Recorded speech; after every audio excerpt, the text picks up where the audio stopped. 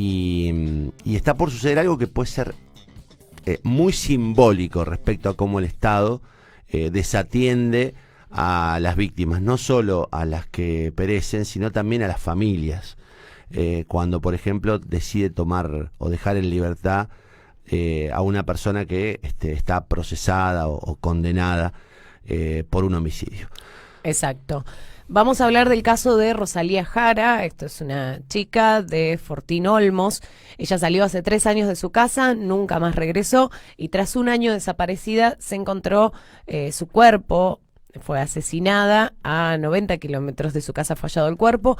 El único imputado por el caso es el padre de su hija, Juan Valdés, sobre quien la defensa sostiene que la fiscalía cometió múltiples errores durante la investigación y ahora el acusado de matar a Rosalía Jara pidió al fiscal que encuentre a los verdaderos responsables, así lo menciona él, y mediante su abogado apeló el fallo para que la causa que lo tiene como imputado no vaya a juicio oral y público. Para hablar del tema estamos en comunicación telefónica con la abogada querellante del caso, Carolina Walker. Muy buenos días, Caro, ¿cómo estás? Buen día, Beba, buen día, Connie. ¿Qué tal, Caro? Bueno, Bien, Caro, bien. yo recuerdo que hemos hablado de este caso en otro momento y, bueno, han ocurrido múltiples violencias contra Rosalía Jara, incluso después de ser asesinada. Contanos cómo está la causa ahora, qué es lo que ustedes solicitan.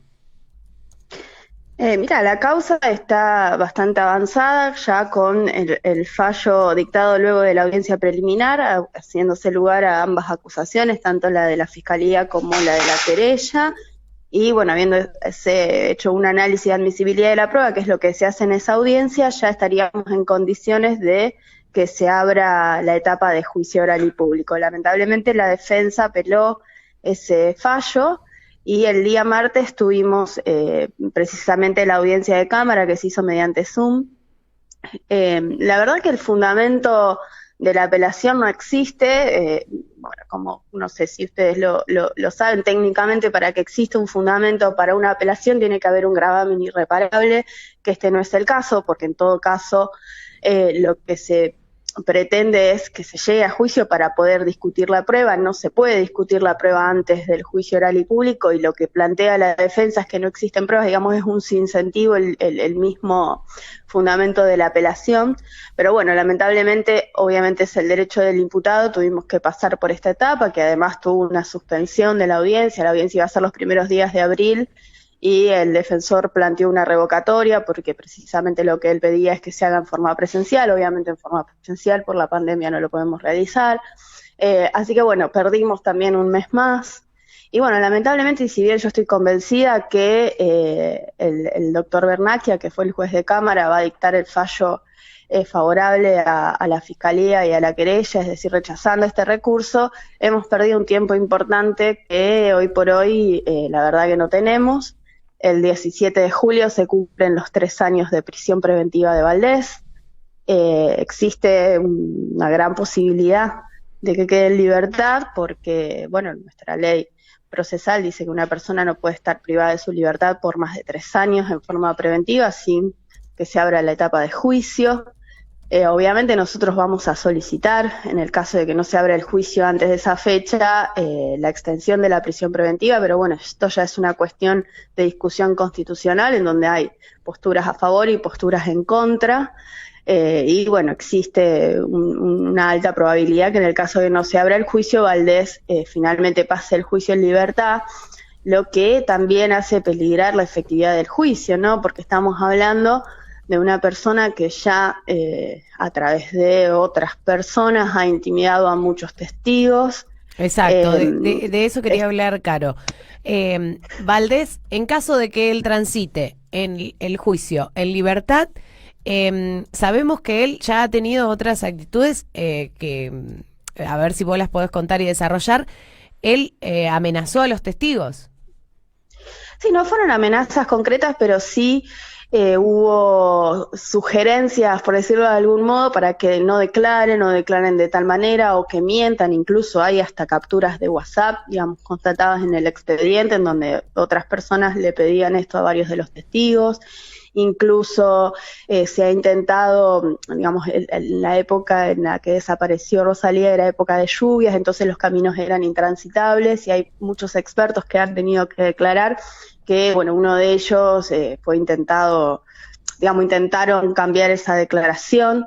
Hay muchas irregularidades en la causa que obviamente con el imputado de libertad, siendo de la zona, además tenemos que pensar que estamos hablando de personas muy vulnerables, y realmente sería muy contraproducente que Valdés estuviese en libertad durante el juicio. Nosotros de todas maneras estamos convencidos que tenemos tiempo para abrir la causa a juicio antes del 17 de julio, pero también lo cierto es que estamos en esta situación de cuarentena, no sabemos qué es lo que va a disponer la Corte en relación a los juicios orales, si bien tuvimos una muy buena experiencia el otro día en la audiencia por Zoom, en esta audiencia no tuvieron que declarar los testigos, digamos, las declaraciones por Zoom son complejas porque no sabemos si esa persona está siendo intimidada, si le están dictando lo que tiene para decir. Bueno, obviamente, digamos, los que trabajamos en los juicios orales y públicos tenemos de ciertas exigencias para garantizar la efectividad de la prueba que no sabemos si se van a poder garantizar en una situación de cuarentena. Pero bueno, nosotros consideramos que va a tener que ser la justicia la que resuelva esta situación y sí o sí garantizar la apertura del juicio antes del 17 de julio y en su caso disponer todas las medidas de protección de los testigos, de las víctimas, para que el juicio se pueda hacer con total normalidad. Bien, Caro, vamos a contextualizar un poco de quién es la familia de Rosalía Jara en el contexto en el que vivía Rosalía Jara, no por una cuestión de revictimización, sino para contarle a la gente cómo esta familia tuvo que atravesar un montón de situaciones complicadas y quizás para algunas otras familias que estén en la misma situación y bueno, que se puedan sentir identificadas y bueno, que sepan que pueden actuar. ¿Cuál es el contexto familiar en el que vivía Rosalía Jara y bueno, cómo están ahora? Bien, Rosalía y su familia, digamos, es una familia muy humilde de Fortín Olmos, que es una localidad muy pequeña en el norte santafesino, cerca de Vera, entre Vera y Reconquista. Rosalía era una chica que en el momento de su desaparición tenía 18 años, que desde aproximadamente los 11, 12 años mantenía una relación, quisiera decirlo entrecomillado, porque claramente no es una relación, digamos, es un abuso sexual, con su profesor de educación física. Si bien vos muy bien lo dijiste, era el padre de su hija, pero en realidad es una relación que comienza en forma abusiva desde el principio, ¿no? Porque esta persona era su profesor de educación física, claramente hay una relación desigual de poder muy importante. Y además una diferencia económica, cultural, social, digamos, él tenía una fuerte influencia sobre Rosalía y ejercía también un control hasta económico, ¿no? Rosalía queda embarazada a los 15 años de Valdés, acá tenés otro delito más, que es el estupro, y nunca reconoció a su hija.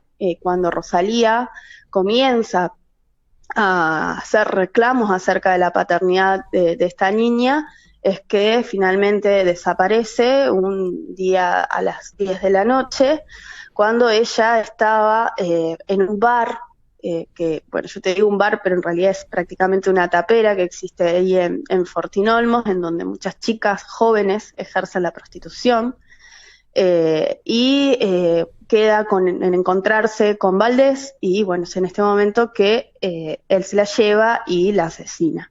Y aparece Rosalía luego de un año y un mes de búsqueda en un campo muy lejano, aproximadamente unos 90 kilómetros, que en la época en que aparece era prácticamente un pantano. Aparece ya con, digamos, un estado de descomposición importante y la muerte databa precisamente de un año anterior, es decir, de la fecha en la que desaparece. Todas las antenas de celulares, digamos, todas las pruebas técnicas apuntan a que fue Valdés quien la desapareció y la asesinó. Incluso el último rastro de Rosalía con vida, que lo descubren los perros, los canes de la policía, llegan al auto de Valdés. O sea, la prueba es muy importante, es muy copiosa, pero es importante conocer también esto que vos decís, ¿no? De la realidad social de la familia. Obviamente, Valdés, digamos, se aprovechó de esa situación de vulnerabilidad de Rosalía. Tanto la mamá como la hijita de Rosalía están recibiendo la asistencia de organismos de derechos humanos. Hoy por hoy, por ejemplo, no están cobrando ningún tipo de pensión, ni siquiera la pensión que por ley debería cobrar esta niña, que es la de la ley Brisa, porque no han recibido, por ejemplo, digamos, la asistencia jurídica necesaria para poder tramitar la guarda y todos los trámites correspondientes. Nosotros recién en diciembre comenzamos a trabajar, que obviamente estamos tratando de encaminar toda esta situación, pero esto es importante decirlo, ¿no? Porque muchas veces creemos que las víctimas enseguida reciben una asistencia y esto no es así. Hace muy poquito, bueno, en medio de esta pandemia, hablé con uno de los familiares y me dice, mirá, Carolina, fíjate qué podemos hacer porque la mamá de Rosalía no tiene siquiera para comer.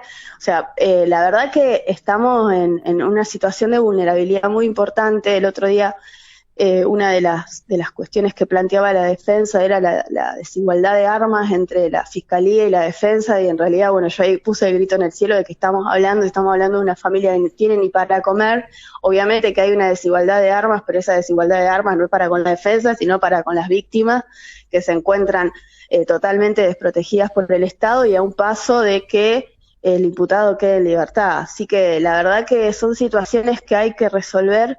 Y lo más triste es que no pasa nada más en la causa de Rosalía, sino que pasa en todas las causas de este tipo. Te iba a preguntar eso, Caro, si vos percibís que en la justicia sigue habiendo cierta flexibilidad y cierta blandeza a la hora de administrar y de llevar adelante las causas por femicidios.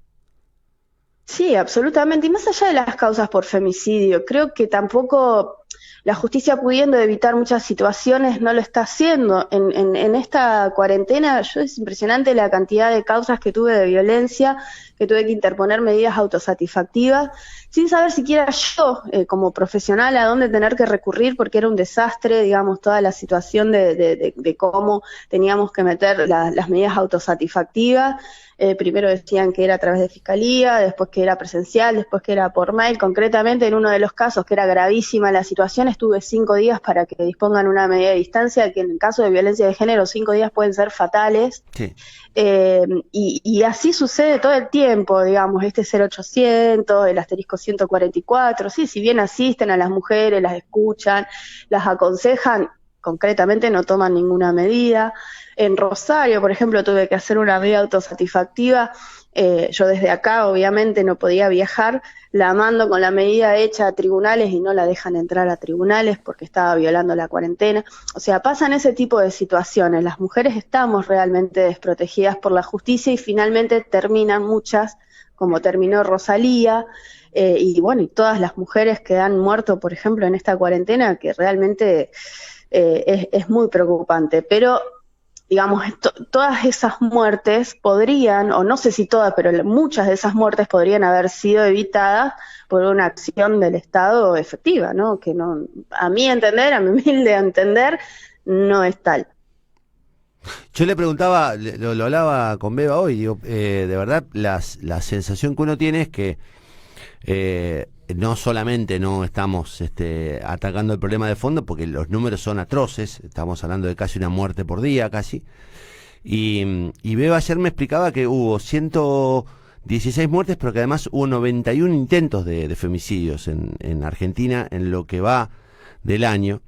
Entonces la pregunta es, digamos, ¿cuál es la reacción institucional frente a esto? Porque está bien, se puede trabajar todo lo que hay que trabajar culturalmente, se puede hacer todo el esfuerzo que se hace desde los medios de comunicación, pero lo cierto es que no hay resultados. Es más, los resultados son peores. Y evidentemente en algo estamos fallando.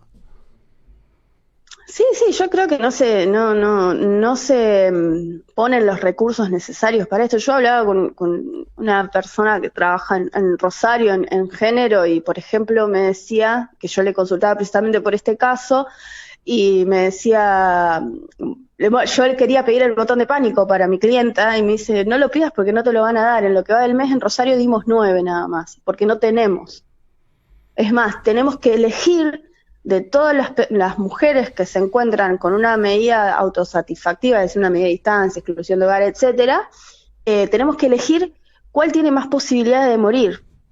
O sea, y a esa le damos el botón de pánico. O sea, un botón de pánico. Terrible. No tengo idea qué sale, digo, pero no creo que sea algo tan difícil de comprar e implementar. Que un botón de pánico efectivamente te puede salvar la vida. La verdad que es realmente preocupante, no hay recursos del Estado y todo lo que funciona bien por la voluntad de las personas que los ejecutan, que somos las mujeres que estamos trabajando en esto, algunos organismos de defensa de los derechos de la mujer, de derechos humanos, pero concretamente el Estado yo creo que no está poniendo los recursos necesarios para evitar los casos, las muertes, ¿no? Más que nada. Bien, Caro, importantísimo lo que decís porque si bien nosotros informamos cuáles son las vías de comunicación para las mujeres que sufren violencia de género, a lo largo de estos meses y en cuanto a la cuarentena también hemos brindado cuáles son los contactos a los que se pueden comunicar las personas que sufren violencia de género y aquellas personas que conocen que alguien sufre violencia de género. Y bueno, saber que esto no está funcionando es una buena denuncia también al aire como para que alguien empiece a reaccionar también, porque bueno, se está pidiendo también la emergencia nacional en cuanto a los femicidios y continúan pasando los días y todavía no ocurre nada. Bueno, Caro, sí, decime. No, es que coincido totalmente con vos.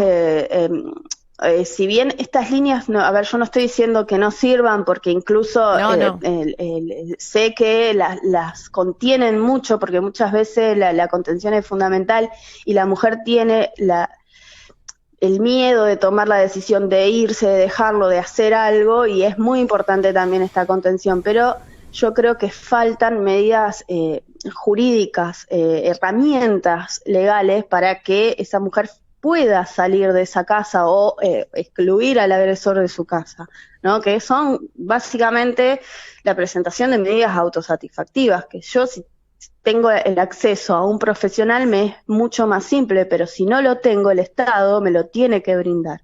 Creo que eso es lo que falta. Bien, acá nos llega un mensaje, dice Juan Buljalski.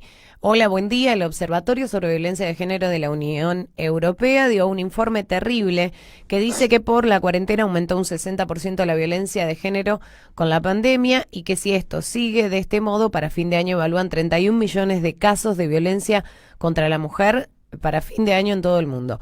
Los datos los tomé de un informe que pasó Radio Francia Internacional en el día de ayer. Bueno, los oyentes nos aportan algunos datos que van leyendo, pero sí, lo cierto es que en Argentina también hubo un aumento de los casos de violencia durante la cuarentena y tiene que ver con que las víctimas viven con su agresor, porque en el 80% de los casos la persona que agrede a la mujer es alguien del entorno familiar.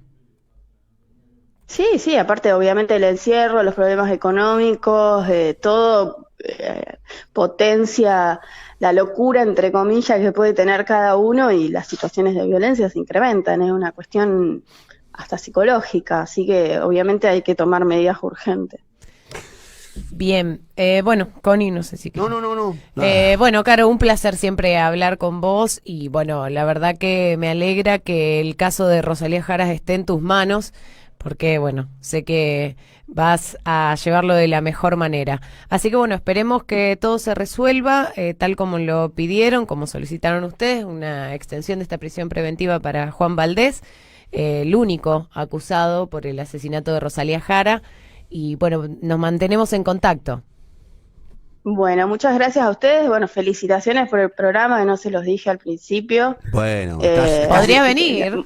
Estás invitada. Ya voy ahí. No, pero aparte yo de Connie soy fan de Beba, no sé si sabía. Sí, además Beba es fan tuya, así que... Sí, es mutuo esto, es mutuo. Pero yo soy integrante. Lo que usted disponga y tenga ganas de hacer en REC, usted puede hacerlo. Usted sépalo, es una invitada... Qué peligro. Que no, encima en radio es muy buena. No, ya sé que la escuché, por eso digo, doctora, si usted tiene ganas de despuntar el vicio o hacer algún podcast o incluso formar alguna parte... maldad. No, formar parte de este Eso equipo... le sale bien también. No, maldad.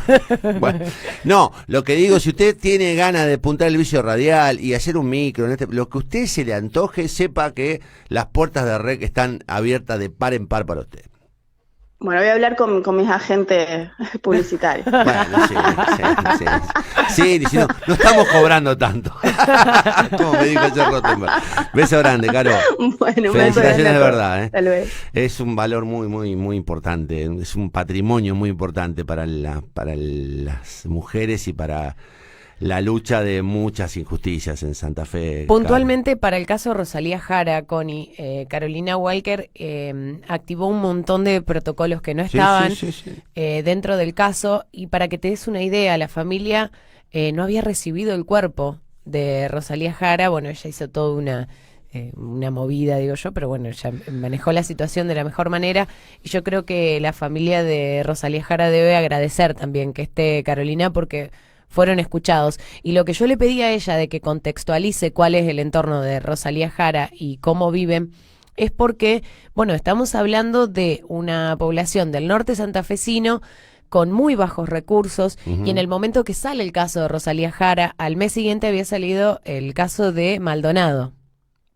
No recuerdo el nombre de Maldonado, pero creo que fueron con un mes de diferencia, y de lo único que se hablaba... Maldonado, Santiago Maldonado, sí. El chico digamos que muere sumergido en el sur, sí. Exacto, lo que se dice es que murió sumergido en el sur.